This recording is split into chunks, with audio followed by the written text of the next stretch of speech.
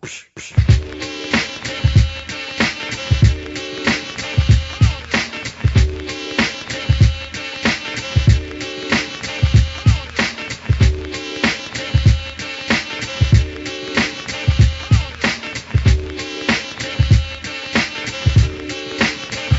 back to the High Motor Guy podcast alongside Colin Levesque. My name is Matt Weber. The Bears are back on track, Colin. Everything's fine. Don't worry about it. Bears, of course, beat the Vikings on Sunday 21-13, your final score in that one. And then the big game that we were looking forward to, Colin and I, what a surprise. We're all over it. I don't think we expected the Pats to win by 3 touchdowns, but we did. We were 2 of the only experts that I saw. I know some people were on New England, but most people like the home team in this one. But we were all over New England. They, of course, blow out the Colts on Sunday Night Football 42-20. I don't think there's any question about it. New England is the best team in the NFL right now. They've proven it against Denver. They've proven it on the road against Indianapolis. They had a couple of shaky performances, but those were early in the season, and I think this is a different New England team. And I just don't think you can argue against the fact that they're the league's best team right now. And, you know, that it's the NFL. That could change in a couple of weeks. Injuries happen and things happen in the NFL, and it's certainly a roller coaster ride. But they look terrific. I know Colin's excited. I know our New England listenership and our Patriots fan base is excited. Maybe some Bears fans are excited. I'll tell you why I'm not excited about the Bears in a bit. But, Colin, how are you, man? Doing well, Matty. Brisk day out here in Arizona, 72 degrees, a balmy 72 degrees. Yeah, great weekend. Bears are getting back on track here, and my prediction, they're going to crawl back into it. Detroit's going to go on a slide here, and they're going to tease you, and then they're going to let you down at the end of the season. That's my prediction. They're going to let you back in here, and you think the Bears could maybe go on a little mini run here, just enough to tease you? Yeah, I don't know. We'll see. It's hard. It's very hard to predict what team's going to show up. Yeah. But Sunday, that's kind of the team we thought was going to show up all season. So, outgained Minnesota by over 200 yards. Defense played pretty well. So we'll see. Long way to go. You know, here's my stance on it, and we won't spend too much time on this because we have a whole slate of games to look ahead to as the buys are starting to diminish every week, which is great. Here's my thing. I look at that Bears win on Sunday as a dead cat bounce. I mean, I don't think they're good at all. It would be one thing if the offense was really clicking, and yeah, they put up some yards, but they only scored 21 points. Let's not act like they put up a 38 spot and everything was just flowing out there. They put up 21 points.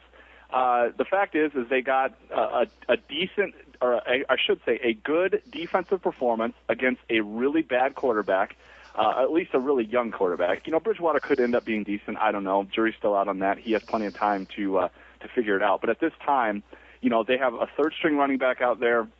They don't have a lot of weapons on the outside, and they have a rookie quarterback who's just figuring it out. And so the defense looked okay, but that offense, that Bears offense, which is what this whole team and schematically what they're built on, put up 21 points.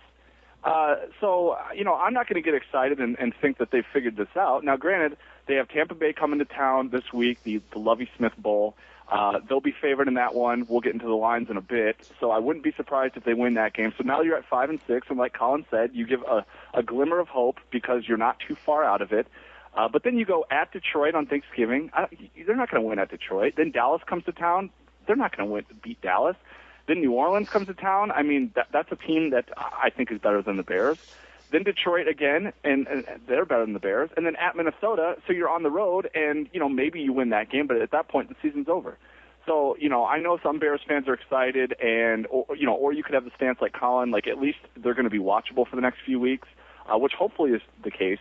But put me on the side of that was a dead cat bounce. They are not a good team, and I wouldn't be surprised if they lost to Tampa Bay on Sunday.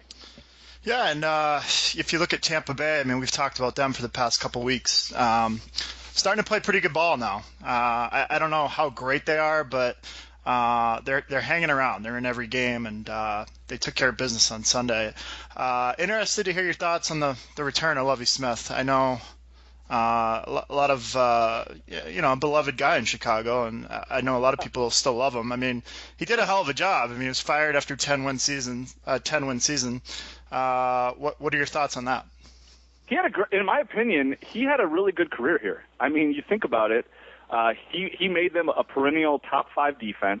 He took them to a Super Bowl, and they actually had a chance to win that Super Bowl. People forget that. Everyone knows the misplays and the big Rex Grossman interception in the fourth quarter, but they actually were in that game the whole way until the end. He took them to another NFC Championship game. Like you said, his final season was a 10-win season. It's not like he was 4-12 and got run out of town. He just never really had the offensive weapons that the Bears have now. He never really, put much. I don't know if it was him or if it was Jerry Angelo, but for some reason they never put much stock on the offensive side of the ball. I think if he brings in more of a Josh McDaniels type, more of a Joe Philbin when he was a coordinator, somebody like that's a little more offensively minded and actually cared about offense instead of bringing in his retread cronies like Mike Martz and Mike Tice to run the offense. If he would have actually cared about offense, I think he still might be the head coach of the Bears because the players loved him. They played hard for him. He got turnovers. That was his thing, and the defense was always really good. But this town was ready for some offense, and we got that last year, and now we don't have offense or defense. So I guess you sort of get what you wish for. But, I've always will have affection for Lovey. That 06 Bears team that made it to the Super Bowl, in my lifetime, I don't remember 85 because I was too young. So that was the only Super Bowl appearance that I remember as a Bears fan, and so that's a special team in my mind. And they smoked the Saints in the title game when Sean Payton, the Guru, came to town, and they just beat the crap out of the Saints. I mean, they were a really good team. Started out, I think, 6-0 that year, and I think they finished 13-3 in the regular season. They were a great team, and that's what I'll remember from Lovey. It's the positives that I'll remember. Absolutely. So you're saying Dick Duran doesn't hold a special place in your heart, does he? Wani, no. Dick Duran, no. Ditka obviously was great in the 80s and then really trailed off. Yeah. It's a funny story. My dad, he played high school football against Dick Duran. So when he had that long coaching, he was in Chicago and he went to Buffalo, and every time he was on TV, my dad would say, "I'll tell you what, that Dick Duran was one tough son of a bitch," And I got to the point where, like, okay, Dad, we get it. And he's like, he was, I'm telling you. He looked like a tough son of a bitch. He looks like Mark Trestman, kind of. Yeah. Like a little bit more muscular, but kind of, undersized. But yeah, I bet he was a great athlete in high school. Swampscott High School, yeah, Massachusetts guy. Pretty funny. That's good. Yeah. Speaking of Tampa real quick, you're right. I mean, this is not a gimme for the Bears. I mean, Tampa against Carolina, they lost a 6-point game. Against St. Louis, they lost a 2-point game. Everyone knows they got blown out that Thursday night game at Atlanta, but then they bounced back and won at Pittsburgh. Then they lost in overtime at New Orleans. Then they lost in overtime versus the Vikings. They lost by less than a touchdown against Cleveland. And then finally, Washington at home off a bye week and heavy favorites against Tampa, and Tampa just kills them 27-7. So I think Lovey, and you've been on this for a couple weeks now, Tampa's not good. Don't get us wrong, but he might have something going there where they're starting to buy in and they're starting to figure it out. And when they get some more talent there and have a couple of drafts with that staff in place, they could be something in the NFC South. Don't you agree? I do, and that Tampa 2 defense starting to buy into it a little bit, and they came off a bye, I think 3 weeks ago, and have played. They played well the last 3 weeks. So, yeah, not a good team by any means, but this is not a layup for the Bears at all. And this is a tough one to look at. I mean, the line's at 5.5, and it's really, I don't know. I actually played Minnesota last week just because from a value standpoint. I just didn't think the Bears, I thought they were completely dead. So they did come back and put up some yardage, but Jay still had the big turnovers, the timely turnovers that just kept a bad team like Minnesota in the game. Always had a shot, and you just can't do that. I mean, if you look at his numbers, he put up some good numbers. I mean, he threw for 330 something, 3 touchdown passes, but the 2 costly interceptions, it's gonna continue to kill them from an offensive perspective the rest of the way. Yeah, that's why I'm not buying in. But there were some positives. I mean, I don't want to be all negative. Marshall and Jeffrey looked like themselves again for the first time in 3 or 4 weeks. They were actually getting open. They were making plays. Matt Forte continues to be terrific. The offensive line was a little bit better. Jay had a lot of positives to go with a couple negatives. That first interception wasn't really a big deal. It was the end of the half, and he was just kind of chucking it up there. It was the clock management that led to him trying to force that pass, in my opinion. Terrible clock management right before the half. Yes, absolutely. Awful. Like, what are you doing? You're 3-6. What do you have to lose, right? We're going in conservative mode. I mean, that was ridiculous.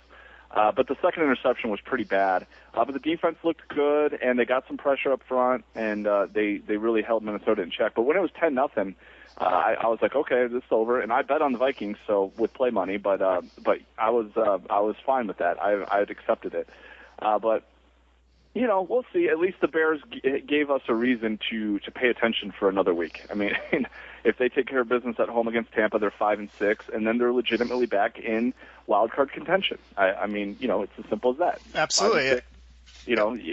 Teams win 9 games, they have a chance. You win 10 games, you generally get in, and they would still be in the conversation. Yeah, and don't forget last year too. Detroit was 6-2, and just imploded down the stretch. So I don't know if that's going to happen this year, but I'm just really not sold on Detroit either. So I think you still have a fighting chance at a wild card if they can, if they can put together a couple wins here.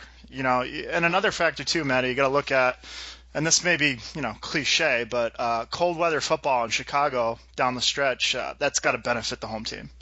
Yeah, it generally does, and they generally play well at home in the cold weather, similarly to how Green Bay has so much success when the weather gets cold up there. So yeah, that could certainly play in. Back to the Pats briefly before we look ahead to the Week 12 lines, and there's some good matchups coming up in Week 12. Tom Brady didn't really have, in my opinion, a great Tom Brady game. He threw for a couple of scores, 257 yards.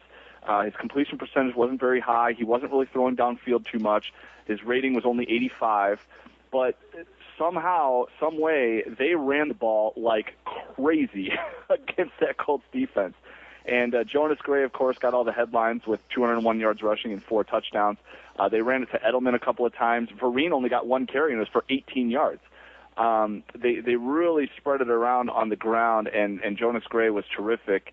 I don't know if you kind of saw that coming going into that game. I knew the Colts didn't have the greatest rush defense, but my God, I mean, they controlled that game on the ground, and they didn't even need Brady to have a Brady-like game. No, not at all. And as you mentioned earlier, I mean, really every sharp money syndicate was on Indianapolis with the 3 points. So, me and you on the High Motor Guy podcast, we're a bit we're visionary. We have a vision of seeing the Patriots coming out on top. They put up 501 yards of total offense, and 244 rushing yards, as you mentioned. And Jonas Gray, it's kind of funny. It's almost like a Ben Jarvis Green Ellis law firm part 2. A guy that is on the practice squad and pays his dues and gets his chance and really capitalizes on it. And he had a great training camp. I mean, this kid was, of course they drafted James White out of Wisconsin, and a lot of, he was a pretty good back in college, but Jonas Gray really outplayed him in training camp and just hung around on the practice squad and again got his opportunity and took advantage of it. And of course I had him on my fantasy team 2 weeks ago and dropped him like an idiot. Sums up my fantasy season. And of course he goes on, I think one of 5 or 6 players to they changed the stat on Monday or Tuesday. He did have over 200 yards and 4 rushing touchdowns. So he's one of like 5 or 6 guys to ever do that. And you're right, Brady was not sharp. Brady threw that interception right before the half, which was probably the worst throw I've ever seen him make, to be honest with you. And that was infuriating as a Patriots fan because you have these flashbacks to Indianapolis when Peyton Manning was on the team that you don't think any lead's safe there. It's just kind of in your memory, and it won't go away. And that's kind of how we felt going into the half. We're like, oh, he just gave that one away. So it shows how versatile this team is and how balanced they are, and not to mention the fact that they held the Colts to 19 rushing yards on 17 carries, which was really, really a great effort. And I'm looking at 2 weeks to Green Bay with Aaron Rodgers. That's, of course, maybe a look-ahead spot for New England here. But if you put Darrelle Revis on T.Y. Hilton or Jordy Nelson, that's what they're going to do. And, I mean, he really just took the receiving core for Indianapolis, particularly T.Y. Hilton, just didn't do much, and they shut him out. So it's amazing the flexibility that you have when you have a Darrelle Revis who – I think got off to a slow start in New England, but we're really starting to see he's still the best corner in football, hands down. There's no question about it. He's terrific, and Browner's been really good too. Their defense as a whole has just improved week to week, and their offensive line, after some early struggles, has really molded. Like I said, I don't think you can argue against them being the most complete team in football right now. I'm still very leery of Denver. Denver still is a very good team. On the NFC side, I think the Packers are rolling right now. It's hard to overlook the Cardinals, although I don't fully trust Stanton. Now that Romo's back and healthy off a bye, I think Dallas is a scary team.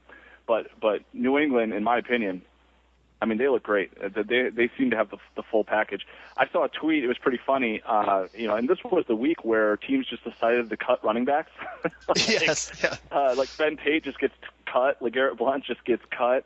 I saw somebody else got waived too. I can't remember, but like this time last year, I saw a tweet that LeGarrette Blount rushed for like 167 yards and 4 touchdowns, and they were like, so basically that's just the Patriots way. Plug in some random running back, and feed him the ball, and he will score 4 touchdowns and get you a ton of yards because that offensive line has just been great for 12, 14 years. It's hard to argue against it. Yeah, and we were all over the Colts defensively. I mean, I mentioned at the end of last week's show, you give up 600-plus yards against Pittsburgh, 350-something to the Giants. They have their issues, and you give Bill Belichick another week to prepare. I do like Chuck Pagano, but he was overmatched, and they just ran the ball right down the Colts' throat. And I don't know, you probably caught it, but the Gronkowski block on Sergio Brown into the camera. I mean, I was watching at a bar with my good buddy, and a random guy came up to us. It was one of those plays where you jump out of your seat, you're so fired up, and a random guy came up to us and was doing the backward chest bump, like when you score a touchdown. It was really, it was hilarious. I was like, who is this guy? But I'm gonna do it. But I have no idea who this guy is. Yeah, it was fantastic. I mean, that was a play. Of course, if you don't know, Sergio Brown broke Gronkowski's arm a couple years ago, and he just disposed of him. It was like out of the movie The Blind Side. That's what I first thought that came into my head. I've never seen anything like it. I've never seen a situation, and this happened like 3 times on Sunday night, where a player would try to tackle Gronk, and Gronk would tackle the defensive player, basically, while he had the ball. Like he would throw the defensive player off of him and basically tackle the defensive player while Gronk had the ball. The guy is so physical, so tall, so fast, has such good hands, is such a great blocker. I mean, when he's healthy, he's the full package. It was a 6 to midnight type of moment, Matty. Yeah, really absolutely. Yeah. He's Colin Levesque. My name is Matt Weber. You can follow us on Twitter. We appreciate that. Follow Colin at @C_Boogie33. You can follow me at Matt Weber. That's Matt with 3 T's. Be sure to subscribe to the High Motor Guy podcast on iTunes. iTunes listenership is growing every week. Obviously, you can find us on ShyCitySports.com. You can find us on HighMotorGuy.com. And over the last few weeks, we're now on HoundSports.com out of Los Angeles. So be sure to check that out and check out HoundSports.com. They do a nice job covering all the sports. They cover soccer. They cover college. They really get after it over there. So they do a nice job. And they, of course, carry the High Motor Guy podcast. So why wouldn't they? So let's start getting into the Week 12 lines, buddy. By the way, I can't wait till New England Green Bay in a couple weeks. That's going to be awesome. I mean, Green Bay at home is just rolling, and like I said, New England's as good as anyone, or better than anyone, so I'm really looking forward to that one. But let's not get ahead of ourselves. Week 12, all kinds of good matchups. I think there's some interesting ones just from a fan perspective. That when you kind of scroll here, obviously Arizona-Seattle jumps out at me. The Rams are playing better. They're at San Diego. That's a decent matchup. Miami, who's been playing everyone tough, they're at Denver. That should be fun. Dallas and the Giants is always good. And Ravens-Saints could be a decent one on Monday night. But let's start kind of in order of the card here. And we'll begin with the Thursday night game, which is the 7-3 Kansas City Chiefs. Big Red. Just has them rolling. Just been, another nice win. I actually picked Seattle on the podcast last week to not only cover but win outright. And that game went back and forth and could have gone either way, but the Chiefs got it done at the end, and that was a great win for them. They're at Oakland, and kind of a scary spot for me if I'm a Chiefs fan. Oakland's 0-10. They're not good, but they're at home here. Chiefs are 7-point favorites in the look-ahead lines. Do Chiefs fans have any reason to be nervous here, or does Big Red keep rolling? Man, Big Red, what a great game that was. And basically came down to 2 goal line stands for KC. And it was just a tremendous win. So, yeah, maybe a little bit of a letdown here. We have Oakland coming into town, and we know Oakland's not a good team, but this is a short week. And, Kansas City, I mean, this is 9 straight in a row they've covered, Manny. Unbelievable. It's they didn't cover week 1 when Tennessee went into Arrowhead and just beat up the Chiefs. That's really just has you scratching your head there. I don't know. I have no idea. That's crazy to look back on it, but they've covered every game since. So it's 7 points here. I don't know. The divisional games, they get tricky. And we saw last week with San Diego and Oakland. I actually backed off that one. And just one quick note, too, Matty. I tweet out my plays every Sunday. There was a couple games I backed off of, San Diego being one and New Orleans being the other one. Because as you know, we taped this on a Wednesday, and a lot changes from Wednesday to Saturday night or Sunday morning. So the divisional games, though, they're tough. They're usually close. And they go out to the West Coast. So, yeah, I'd have to wait and see on this one. But I think the marketplace is finally starting to catch up to Kansas City and price them correctly after 7 or 8 weeks of, like we said, being a great value as a short home favorite or as a road dog. And I think getting 7 points on the road here is maybe something you want to stay away from. Yeah, I think, when you look at this analytically, I think the Chiefs should win big. I mean, they should win by, 2 touchdowns at minimum, I would think. They're that much better than Oakland. But it's a division game, and they're on the road, and it's kind of a letdown spot after a big win against the defending champions. And then you factor in that, yes, Oakland is 0-10, but Oakland is 5-5 against the spread. They've played some teams tough this season, and like you said, San Diego no exception this last week. So this is a stay away from me. But if I was forced at gunpoint to pick one, I don't see how you could pick Oakland just because they're so bad. I would probably go Kansas City -7, even though they're on the road. But this is a stay away from me. Yeah, Oakland's a bet-on team at this point. You can't back Oakland really in any situation, and Kansas City, yeah, we'll see. This should be an interesting game, but we've talked about this too before. 7 points on the road, not something I'm interested in. And you liked Carr going into the season. I know he's had ups and downs, doesn't have a lot of talent around him. Kind of revisiting that, as we're over a halfway point in the season. Your opinion change, or still too early, or seen some things you like? It's hard to say because he really has nothing around him. I mean, he's handing off to Jones, Drew, and McFadden, who are just both over the hill. They have no offensive line. He's got no one really to throw to. So, I mean, we've seen all these rookie quarterbacks struggle. And it's really, it's hard for me to give an assessment on him. I still think he has the potential to be good. I think as far as physical tools go, he'll be better than Bridgewater or Bortles just because his arm strength and his ability to move around the pocket. But, yeah, it's hard to gauge it right now when you're playing behind that offensive line. I mean, they were held to 2 field goals against San Diego. Oh, God. Next one on the docket here is a very interesting one. Cleveland was riding high, 6-3. They had a home game against Houston, where you think that Cleveland would take care of business there and really take a hold of their division, and instead they get smoked by the Houston Texans. And Ryan Mallett, your guy, they now travel to Atlanta, who is the worst first-place team in football by far. The Falcons are 4-6 and somehow in first place in the NFC South. Early line here I'm seeing, Colin, is Falcons -3. Do you think Cleveland bounces back, or does Atlanta keep it going? I do. I think Atlanta stinks. I really do, Matty. I don't think this is a good team. This opened at 1.5, and moved to 3. And I guess the perception here is maybe that they're in first place at 4-6. But, outgained again by Carolina, 391 to 346. And didn't cover the closing number of 2.5. Really Mike Smith gave it away at the end too. Gave Carolina a chance for a game-winning field goal or game-tying field goal, and they missed it. And you got Josh Gordon back this week, so I wanted to ask you this too. At what point do you go to Manziel? I mean, Hoyer, his last 5 games, his QBR rating 79%, completion percentage of 54%. At what point does he make the switch? That it's a fair question, but if I'm the coach, there's no way I can bench my quarterback when we're 6-4 and we're in the thick of a playoff race, and hand it over to a rookie. I just can't do it.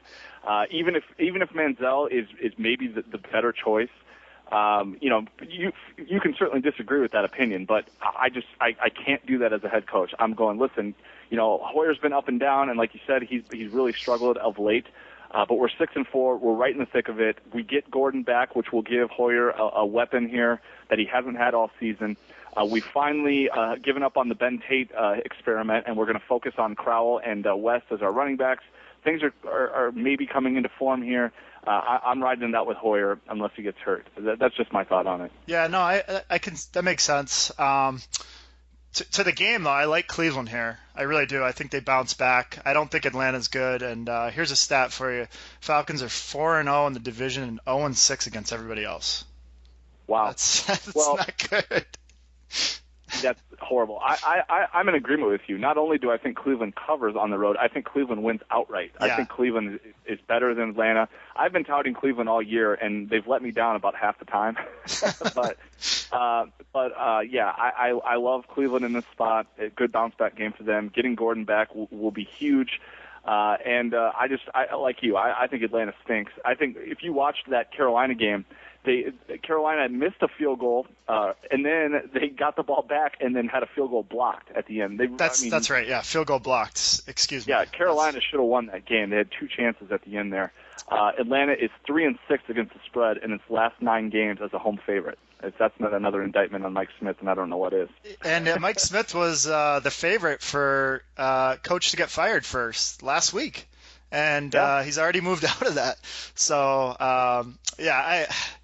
I don't see really any hope for this team going forward. Next game here, Tennessee Titans, who actually played Pittsburgh pretty tough on Monday night but lost. They're 2-8. They're at Philadelphia, who just got absolutely smoked. That was my against the spread pick that I lost on the podcast last week. I thought Philadelphia would cover against Green Bay. I thought Philadelphia was good. I thought they would exploit Green Bay's rush defense, and they did nothing. Green Bay got it going early, and then Philadelphia was forced to pass, and Mark Sanchez turned back into Mark Sanchez. And Green Bay just smoked the Eagles. Eagles big favorites against Tennessee. I'm seeing -11 here for the Eagles at home. I assume you think Philadelphia's going to win. Can they cover that high of a number? For me, this is a stay away. Again, too many points. And when you look at the Monday night game Tennessee had against Pittsburgh, I wanted no part of Pittsburgh as a road favorite, but I also didn't want to back Tennessee. And I got to say, Ken Wisenhunt has really had his challenges this year, Matty. I think I was maybe fooled a little bit when he joined Mike McCoy and the staff in San Diego last year. But to me, Wisenhunt looks a lot like he did when he was in Arizona before he got shipped out of town. He's just making some very puzzling decisions and very conservative in that game against Pittsburgh. They had a big lead and they choked it away. So Tennessee defense is playing better, though. And as you mentioned with Mark Sanchez, I think Sanchez will bounce back at home. And the thing about Green Bay is when they get out to that quick 2-3 touchdown lead on you, there's not a whole lot you can do. And they've put up 50 points 2 weeks in a row, which is really a crazy stat. And additionally, they've made some switches on the defensive side of the ball. They've got a couple defensive backs healthy. And they moved Clay Matthews to the inside linebacker position, which really has given them some flexibility to do some different things with him and Peppers on the outside. So Green Bay, yeah, they're getting better on the inside, and I think Philly will bounce back here though against Tennessee. I don't think they covered that number though. It's not something I want to get involved in. If you were going to make a pro-Chicago Bears argument, you could say that, yes, they got smoked, 2 weeks in a row before beating the Vikings, but they got smoked against the Packers in Green Bay, who just did the same thing to the Eagles, who are a first-place team, and by the Patriots in New England, who are arguably the best team in the NFL.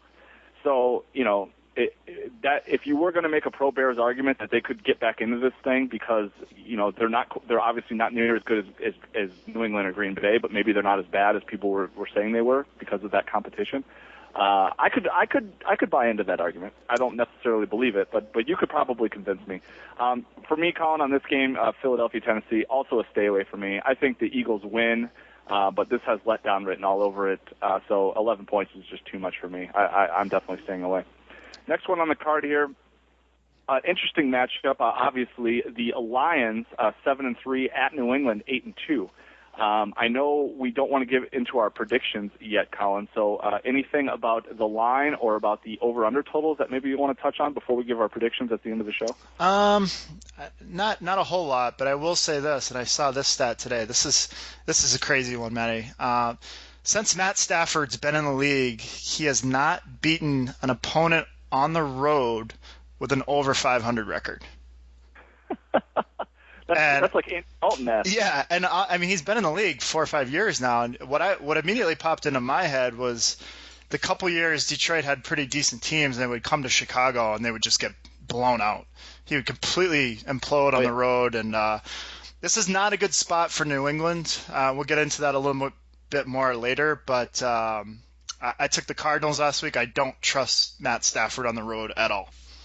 As a Bears fan, we were never scared of the Lions coming to town, ever in my life. Never, whether it was Barry Sanders and Scott Mitchell, or and Wayne Fonts as the coach, or Matt Stafford and the Jim Schwartz regime, or Matt Stafford now. I mean, up there for some reason, it's always a tough game. It's 50-50, but when they came to town, never scared of the Lions, and nothing's changed. Lions are 7-3, have a really good defense, and I don't fear them on the road at all. But we'll get into that prediction a bit later. Interesting that you said it might not be a great spot for New England. I want to hear your thoughts on that a little bit later. Next game on the card, Green Bay, 7-3, coming off the back-to-back 50-point efforts, as Colin mentioned. They're at Minnesota, which is always a tough one for them for some reason. A tricky game when you go to Minnesota, although it was a lot trickier when it was in the Dome. Now it's outside at TF Bank Stadium where the Gophers play. Vikings are 4-6. Green Bay, 9-point road favorites. That is a ton of points on the road when you're going against a team that has won 4 games already. That's a pretty high line, but that's the way Green Bay's been playing. What are your thoughts on this one? Well, too many points, first and foremost. And what's funny, we talk about this every week. It's such a week-to-week league. After this win against Philadelphia, which was an impressive win, no doubt about it, here's all this talk about, Green Bay's the favorite now. They're going to go back to the Super Bowl. And to me, in my mind, it's still fresh 3 weeks ago when they went to New Orleans and they lost by 3 touchdowns.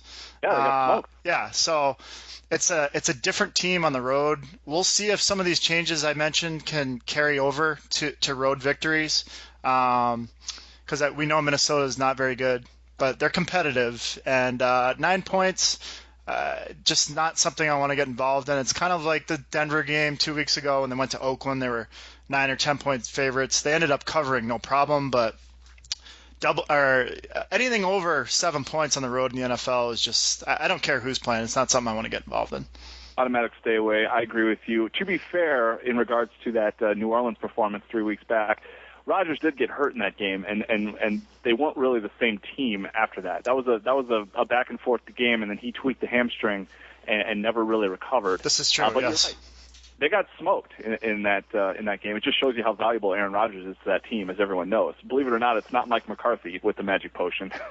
Yeah, and if he doesn't get hurt, that's a tight game. They actually might win that game. So yeah, this is very true. Next game on the card is not very interesting. 1-9 Jacksonville at the Colts, 6-4. Colts huge home favorites, even though they just lost by 3 touchdowns. They're 14-point favorites, is what I'm seeing here, Colin. High over/under total of 50.5. Jags have a shot here to cover. I mean, 2 touchdowns. It's worth noting Jacksonville went on a nice run last year. Second half of the season, they came off their bye. They went 4-4 down the stretch. Gus Bradley, I think, is a decent coach. Not a lot of talent to work with, but you got to look at the Indianapolis injuries. I mean, they lost Bradshaw. Yeah. And when he went down in that game, now you got to go to what's the kid's name from Alabama? I always forget his name. The backup running back. I'm drawing a blank here. Richardson, yes. Yeah, I don't know why I can't ever remember his name. Maybe because he just sucks now. But he's awful.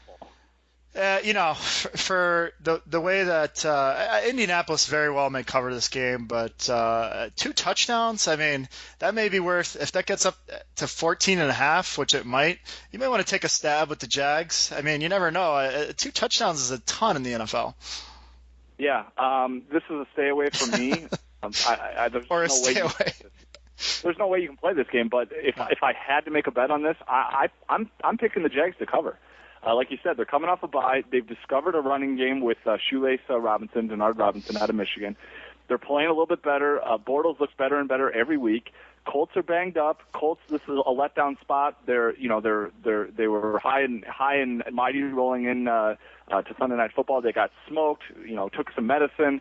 Now you have Jacksonville coming to town. You don't really get as up and excited for that game. You're kind of licking your wounds. And I could see this being a close game. Now, I don't see any way Jacksonville wins this game, but I could see the Colts only winning by 10 and this being a tight game going into the fourth quarter. But there's just no way I'm touching this. By the way, the 6-4 Colts have lost 2 of 3 against the spread, and now just sit 1 game ahead of Houston atop the AFC South. So as much as I like this team all year, they're struggling a bit. So this is a stay away. But if I had to lean one way, I'm actually leaning towards Jacksonville. Next game on the card, Colin, Jekyll and Hyde Cincinnati Bengals team at 6-3-1 is at Houston against the Texans, who are 5-5. Both of these teams really surprised the hell out of me. The NFL, if you had a confidence pool going this week, I mean, you just got shellacked. Washington coming off a bye week, they get smoked at home. Denver gets smoked by the St. Louis Rams. Cincinnati goes to New Orleans and beats the crap out of the Saints. I mean, I have no idea what Houston with a big win at Cleveland. I mean, I just had no idea. My picks were horrible because of it. In my straight-up picks, I only went 7-7 this last week after coming off a 10-3 week.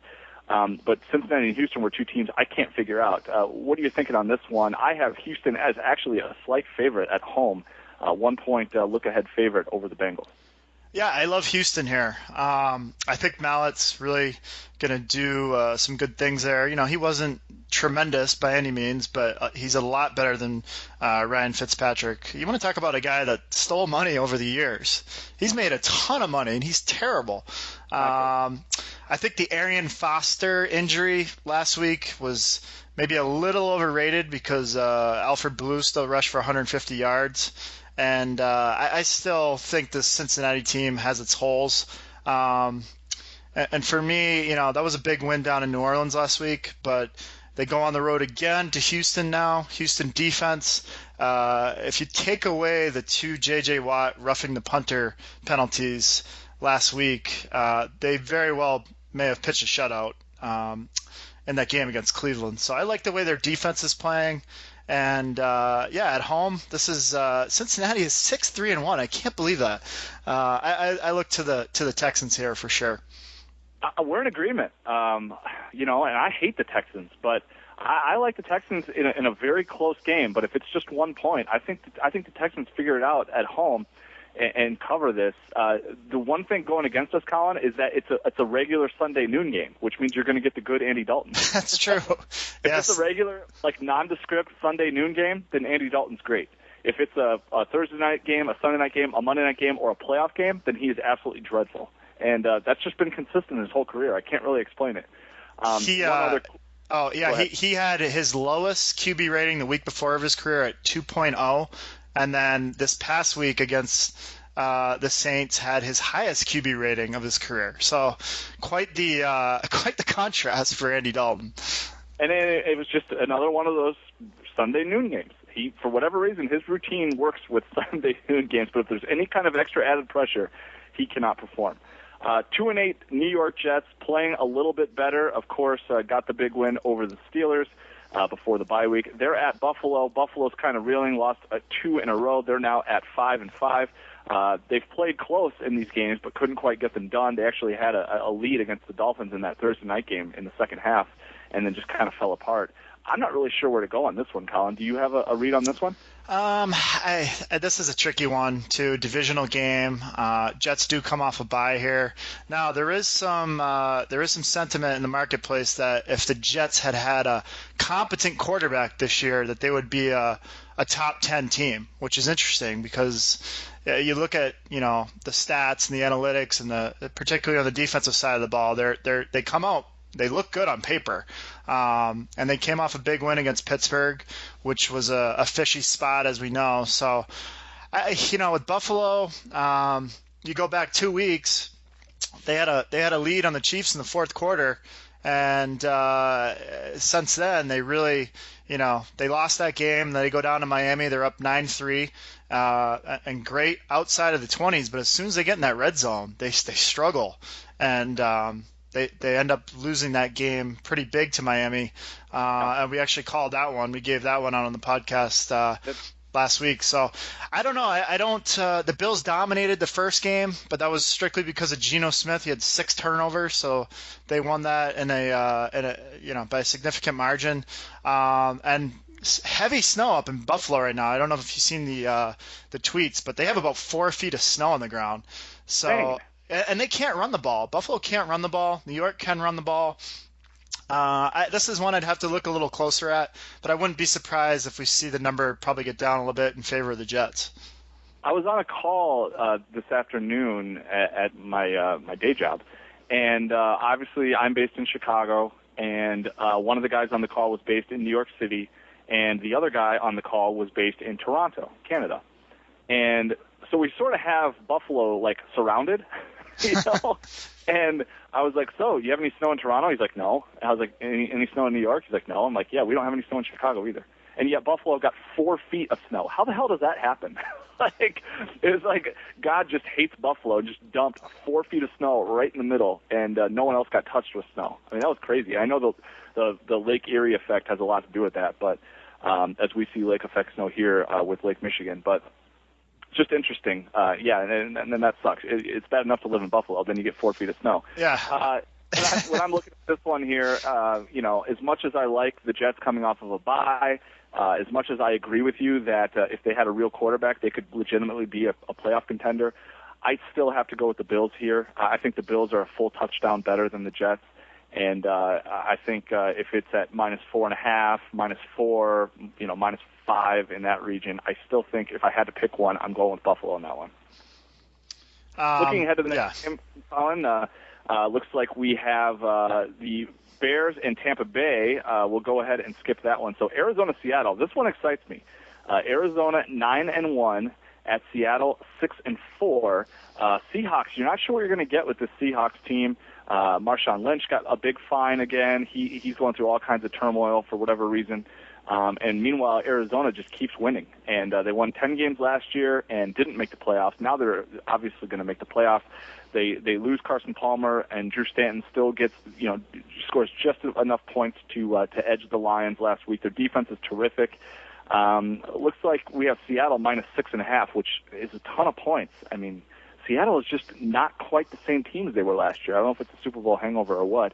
What do you feel about this one? So for me, you'll notice a theme probably week to week here, and this I've learned over the years is a good way to assess some of these games. You see a theme of me taking Arizona, Miami, Kansas City almost every week because the way they just continue to roll, and New England. But looking at this one, I think it's a little high. I still see flaws in Seattle's run defense. Brandon Mebane down and out. We've talked about the loss of Red Bryant and Chris Clemens and company, but Mebane was a big anchor on that defensive line. He's out. They lose center Max Unger, huge loss. He's down and out. So as far as Arizona goes, I mean, I said it last week. I don't want to step in front of a streak here, like the old quote in Bull Durham. You don't mess with streaks. So with that number, I know Stanton's a little bit of a drop off, but the way that Arizona defense is playing, I mean, they shut Detroit down, and I would have to go with Bruce Arians in the cards here. I love Bruce Arians, and he's really catching on out here, Matty. He's like a celebrity out here with the Kangol cap at the post-game pressers. I was going to say, got the red beret on after after game. He was like a piece of livery guy. Yeah, he's referred to as BA out here, and man, BA is like catching on big time. But I mean, not a great spot for Arizona, and Seattle's only lost 2 home games in the last since 2011, but one of those was to Arizona last year. So with those points, I would definitely go with Arizona here. Not only do I think Arizona covers the 6.5, I would not be surprised if Arizona won outright. And I'm not saying that I would bet the Arizona money line with play money here, but because it's obviously very scary, like Colin said, when this team's only lost 2 home games in the last 2.5 seasons. But man, I love Arizona here, and like it's they're not a team to mess around with. They're not a team to bet against at this time, and I think they're rolling, and I think they get just enough from Drew Stanton to keep this close and cover the 6.5. And like I said, it wouldn't surprise me if they won outright. A few more games left before we make our predictions and before we get to the Andrew W. Reed Bonehead Coach of the Week. Rams blow out the Denver Broncos. So they're 4-6. They feel like they're not out of it yet. They travel to San Diego in a very interesting matchup. Chargers are 6-4. They struggled coming off their bye against Oakland, but did hang on to win. Looks like the Chargers are a 4.5-point favorite right now. People are expecting kind of a low-scoring affair here. You getting a read on this one? I have to look at the Rams here, Matty. I really do. You look at the last 4 or 5 weeks, they've beaten Seattle, San Francisco, and Denver.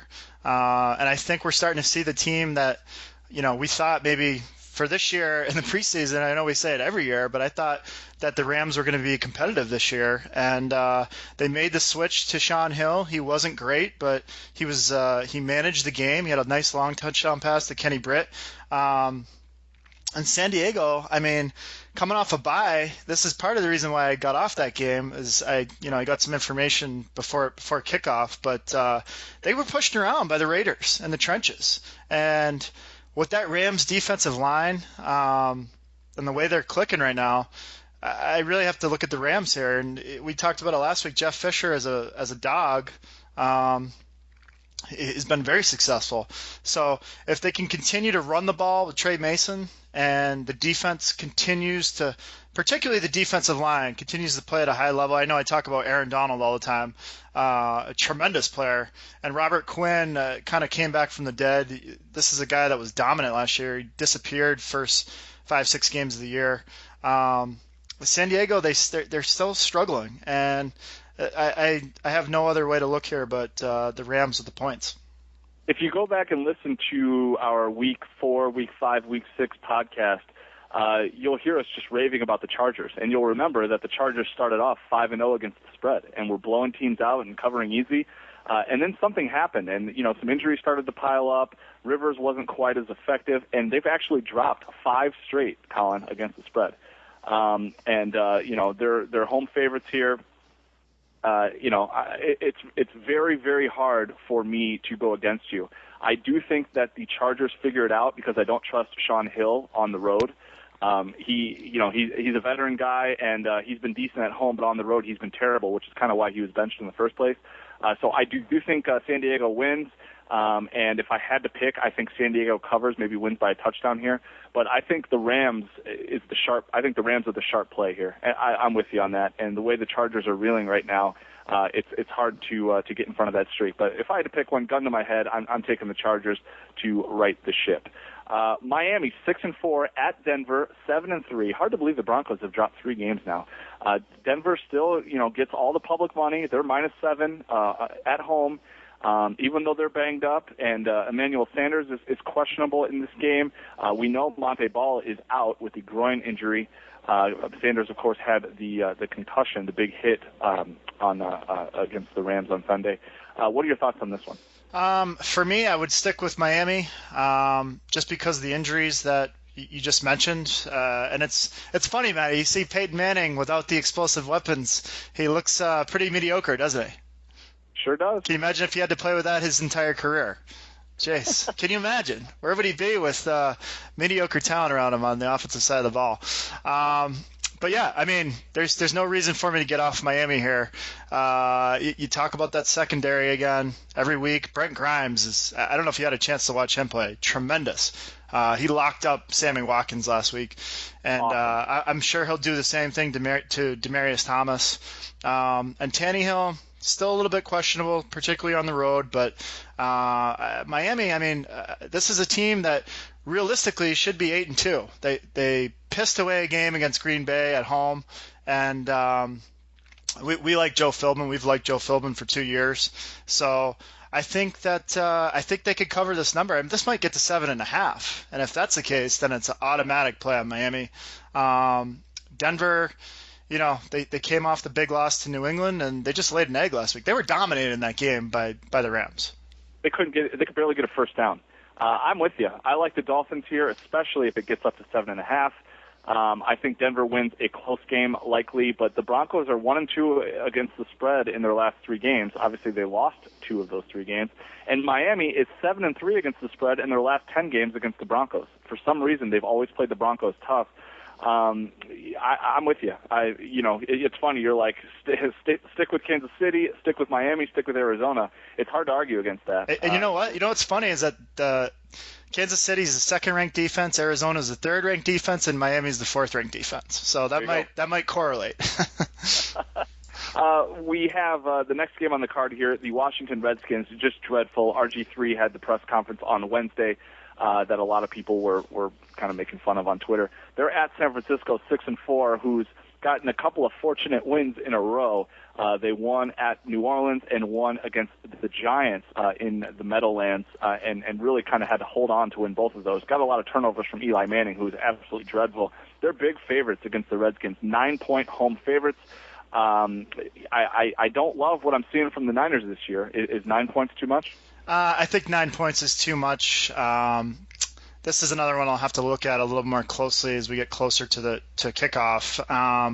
But last week, I mean, San Francisco, they moved the ball up and down the field. They're another team. They get in the red zone, and Kaepernick just shoots himself in the foot over and over and over. And Eli with the gift interception at the end to cover that play money number. That was tremendous. Just a terrible pass. And you're watching that game, you're like, oh my God, they're going to go in here and win this. But he coughed it up, and I think San Francisco, I don't know. The jury's still out here. They've gotten some guys back, as I mentioned, but 9 points, no way, too many. I think Washington covers. It's crazy to say that after they just got shellacked at home by the Tampa Bay Buccaneers. And yes, I did say shellacked for the 3rd time now on the podcast, when I don't think I've ever said that in the history of the podcast. For some reason, I said it 3 times now. Yeah, I think Washington covers here in spite of that bad performance. I think they potentially rally behind RG3 a little bit after he was kind of lambasted by his coach in public, which I don't really know why Jay Gruden did that. I don't know why Jay Gruden's a head coach. Let's be honest here. he makes all kinds of questionable decisions, both on the field and off. But be that as it may, I just don't like Kaepernick. I don't like what I'm seeing from the 49ers. I don't like the receivers. They don't even look at Vernon Davis anymore. I think the Niners win a close game, but no way they cover that many points. Let's see here. Dallas at the Giants. I believe this is the Sunday night game, Colin. I could be wrong on that. It is. Yep, you're right. Cowboys coming off a bye, 7-3 at the Giants. Giants are reeling. They're 3-7, basically eliminated from the playoffs. Dallas are 3-point favorites at home. To the Giants' credit, they at least have been playing teams close, but they just make too many mistakes. OBJ, Odell Beckham Jr., has just been awesome to watch. He's been a terrific talent, as everyone kind of knew he would be when you saw him at LSU. So they are watchable. They did get Rashad Jennings back, which was big. Their defense kind of keeps them in games for the most part, but Eli just makes too many decisions. Larry Donnell, the tight end, will have a big crucial fumble or a big drop. Ruben Randall will have a big drop. I mean, they make too many mistakes. They're home dogs, which is always something you look for when you're looking to play money on a game. What are you seeing here? Yeah, and underdogs last week were 9-3 against the number. So, but here's another reoccurring theme you'll find for me, Maddie, and I've learned this over the years: keep fading the teams that suck. The Giants, I was lucky to get that last week, I'll admit that, but the week before they were just dominated by Seattle. We mentioned that last week, 350 rushing yards. You get Dallas coming off a bye. You get some guys healthy. Romo gets healthy. DeMarco Murray gets that extra week of rest. And this is a team that's played, they're 7-3, and they had a nice win out in London with before the break. Granted, it was against Jacksonville, but I think Romo's health was a big concern, and they really stepped up and just blew out Jacksonville. So this would be one of my plays for this week. If you're getting Dallas -3, I would go with that in a heartbeat. I love Dallas -3. I'm with you 100%. Another thing I like here, and I don't think a lot of people recognize this, but the over in this game has actually paid out 4 straight times, 4 straight Dallas versus New York Giants matchups. I'm seeing the over-under line at about 47.5, which is a fair amount of points, but I think if you're looking for a secondary play in this game, throw some play money on the over as well in this one. But I'm with you, Colin. No way I can take the Giants, even though they're home dogs, and we love home dogs. I like Dallas here, especially coming off of a bye. And there's our first siren, folks. If you had the under, or actually no, if you had the over, you're getting to the window there. First siren of the night. Well, it's usually a lot earlier. Late in the podcast, siren of the night. Last game before we do our Andrew W. Reed Bonehead Coach of the Week, and then ultimately make our Bears and Pats predictions. This is a good one. Monday Night Football. Baltimore Ravens 6-4, coming off of a bye week. Saints, they're 4-6, but they're in a horrible division, and they're tied for first place right now. So they're in the thick of things. Saints have obviously always been a very good home team, even though they just got smoked by the Bengals, which was surprising, I think, to everyone. Saints are early favorites here, 3-point favorites. I like Baltimore a lot coming off of a bye in general because I think John Harbaugh is a good coach. But what do you think on this one? I tend to agree with you. This is one I'll wait and see, but Harbaugh off a bye is very good. And the Saints lose Brandon Cooks, who's been tremendous this year, the rookie wide receiver out of Oregon State, who was the best receiver in college football last year. And all these NFL guys that don't watch any college football were like, wow, I can't believe how good this kid is. And it's like, well, maybe you should watch a down of college football, and you could have seen how dominant he was at Oregon State. But just not the same Saints team we're used to seeing. And Drew Brees had his struggles, and defensively, they just don't look. This is not the same Saints team we've seen over the last 4 or 5 years. So I would tend to lean Ravens. I'm with you. Harbaugh, very good coach, but we'll wait and see on this one. I love the Ravens here. The fact that they're getting points, I love the Ravens. I think the Ravens win outright. I'm in complete agreement with you. This is not the same Saints team that we've seen.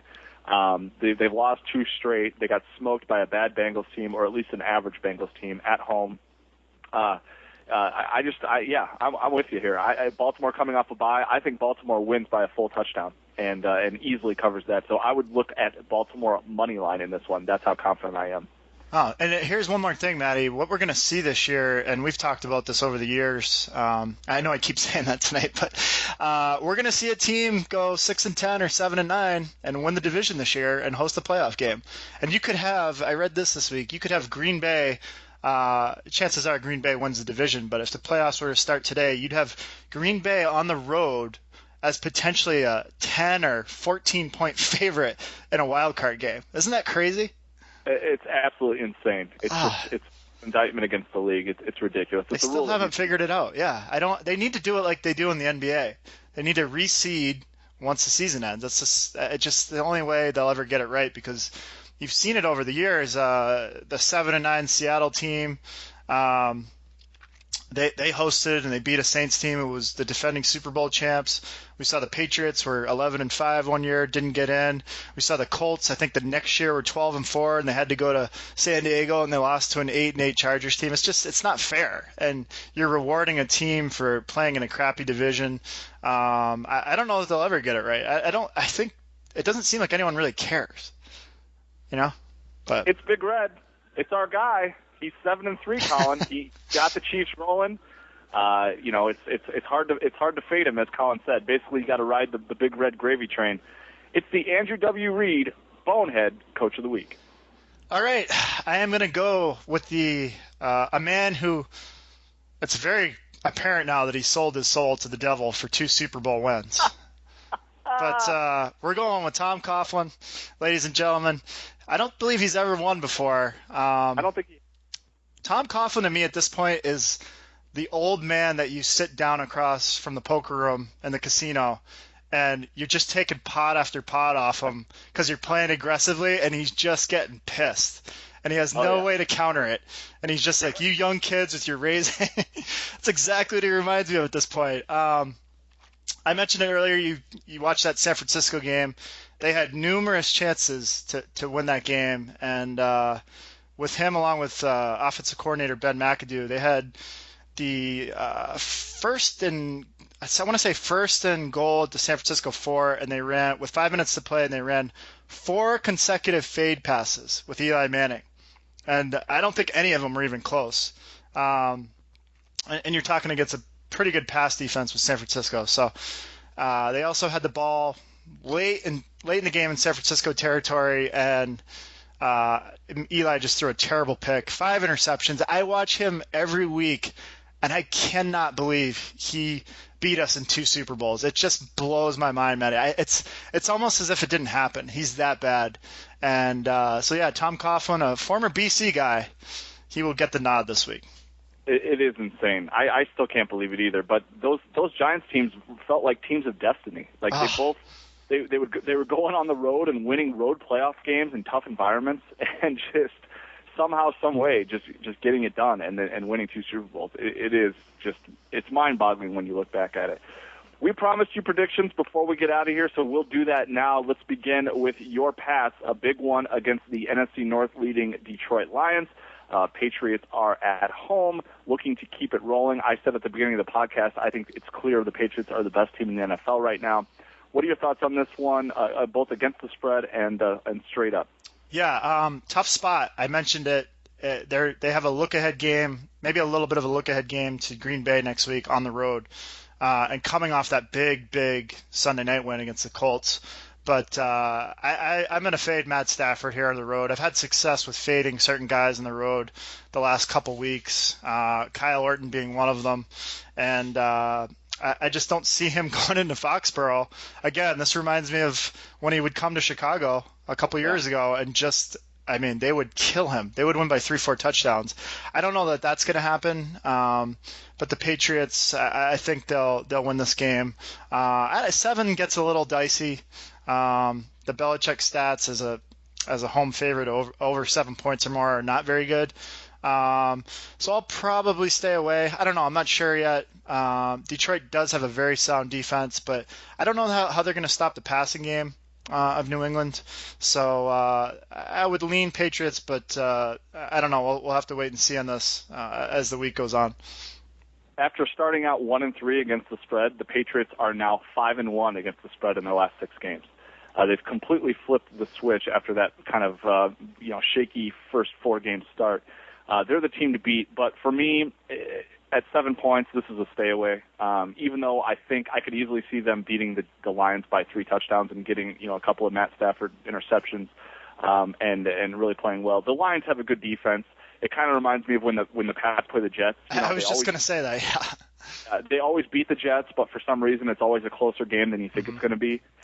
So for me, this is a stay away, but I certainly wouldn't fault anyone for pounding the Patriots here as they continue just to blow teams away. He's Colin Levesque. My name is Matt Weber. Let's look at this Bears game. Not a sexy game. Basically, only Bears fans will be watching this game. The 2-8 Buccaneers come to town. But it is the return of Lovie Smith, which is cool. He said in the papers today that coaching the Bears was a dream come true for him, which is kind of a cool thing to say, something he didn't have to say. He could have had sour grapes after getting forced out of town after a 10-6 record. But he's just a man of integrity and class, and a guy that I think everyone in Chicago respects, even if they hated the fact that he never cared about offense. But he brings his Bucs to town against the 4-6 Bears. Bears coming off of a win.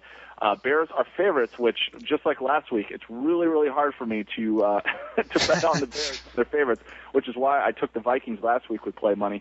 What are your thoughts on this one against the spread and straight up, Colin? Sure. I think Chicago wins, and at 5.5, I would take the Bears. But if this gets to 6.5 or 7, then I would go Tampa Bay. Simply for the fact that they've hung around. Every game's been, almost every loss has been by a touchdown or less. So I think the Bears win probably 24-20, something like that. Here's my prediction: Bears 17, Buccaneers 16. I think this is a knockout, drag-out game similar to the Vikings game we just saw on Sunday. I think the Bears find a way to win at home, but this is an ugly game. I would pound the Buccaneers in this one, and I would pound the under in this one because the Bears' offense hasn't shown me a single thing. They're certainly not going to put up a ton of points against the Lovie Smith defense, especially when he knows Jay Cutler so well and Jay Cutler's tendencies so well.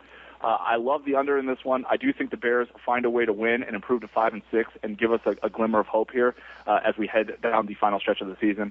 But there's no way 5.5, 6, 6.5 points, whatever that final total is on Sunday, that I think the Bears will cover. I'll certainly be hoping for them to cover, but I like the Bucs. He's Colin Levesque. My name is Matt Weber. We appreciate you tuning in every week. We do it every week, so be sure to tell a friend. Be sure to pass the High Motor Guy podcast along to any football fans in your life. We'll talk to you next week. Take care.